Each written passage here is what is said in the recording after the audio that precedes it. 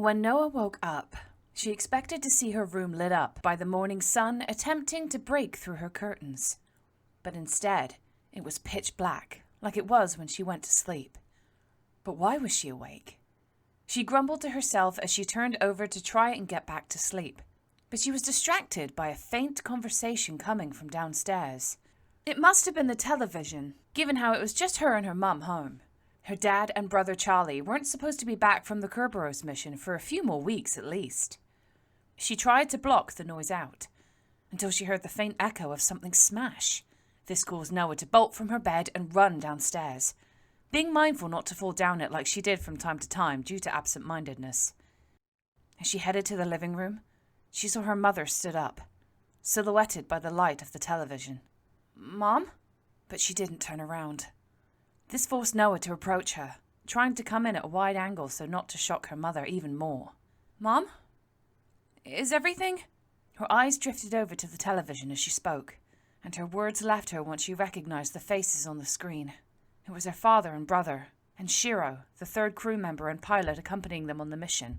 Her attention then fell lower, to the words below their pictures. Kerberos mission disappears. Pilot error. Disappears? What do they mean, disappears? Looking to her mother for answers as if she was a scared toddler. They say... dead. What? All caution Noa had to try and keep her mother calm went out the window, as she couldn't help but become lost in her own feelings of shock and confusion. She looked back at the television as if hoping they would correct themselves, but then her mind became fixed on one single thing. How dare they? They can't just put this on the news. Aren't they supposed to send someone to tell us first? Cushion the blow? This is unbelievable! Mia, her mother spoke softly. She would always slip into her mother tongue during a sensitive situation, even when she was barely keeping it together herself. This is bullshit! Noa spun on her heels and ran upstairs, slamming her door behind her. This caused her mother to flinch, but also snapping her out of her trance as tears began to fall down her face, as her body grew limp and fell to the floor as she broke into wailing tears. Meanwhile, Noa was doing the opposite.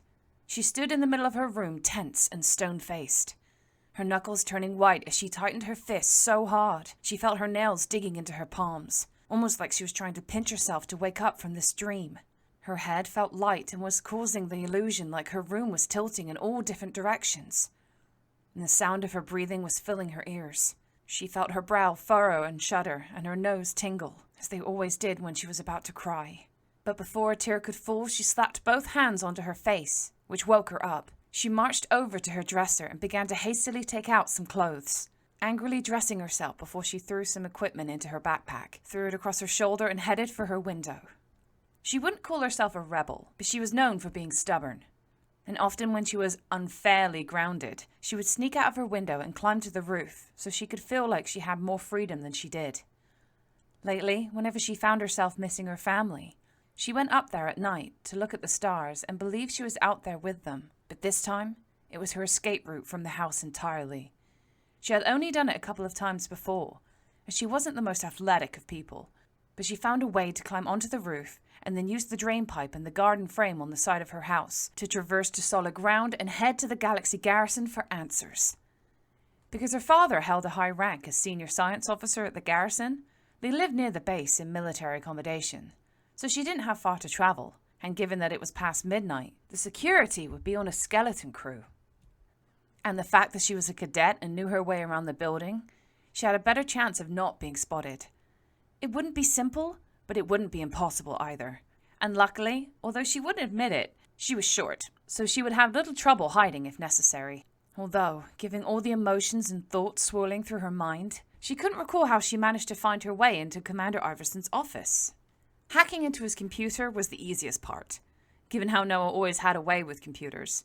She found them easy to talk to more than people, especially since she inherited the interest from her father and picked the rest up on her own. She slid her backpack off of her arm and onto the floor as she reached for a small device and cables as she attached them to the computer, which opened up an independent window on the desktop. This allowed her to bypass the need for the password and enter the computer via her own pathway. Now she was able to search through emails and reports regarding what happened on Kerberos, and if the news was telling the truth. She lost track of time during her reading, and her surroundings, since she didn't even notice the commander standing in the doorway until he turned on the light. Who the hell are you? Wait, I know you! How did you get past the guards? You said the spacecraft went down due to pilot error. I saw the video feeds on your probes. There's no evidence of a crash anywhere on Kerberos. Those feeds are classified! Not if they're about my family! You know that's not how it works, young lady. I could charge you for treason for hacking into them. He marched up to her, grabbing her arm and using his superior strength to literally push her out of his office and into the corridor. But Noa didn't let herself stray too far. Why are you keeping this a secret? Where are my family, Commander? The commander spotted a guard passing by and snapped his fingers at him to draw him closer. You there! Escort Miss Daniels off the premises! That's not going to stop me. I'm never going to stop until I get the truth! All of a sudden, she felt the grip of the guard behind her as he put her in a soft arm lock, which she tried to get herself out of, but couldn't. Oh yes you will! Because as of this moment, you are expelled! And I'm going to make every guard know that you are never allowed to step foot on garrison property again! And with that, he turned her back on her and headed back into his office to confiscate her belongings. The guard pulled her down the corridor towards the exit, but she wasn't going to go out silent.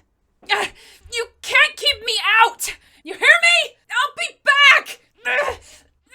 Her muscles and joints were pulled in all sorts of uncomfortable directions, but she kept struggling in the guard's hold until he dragged her to the main gate and pushed her out before shutting multiple gates behind her.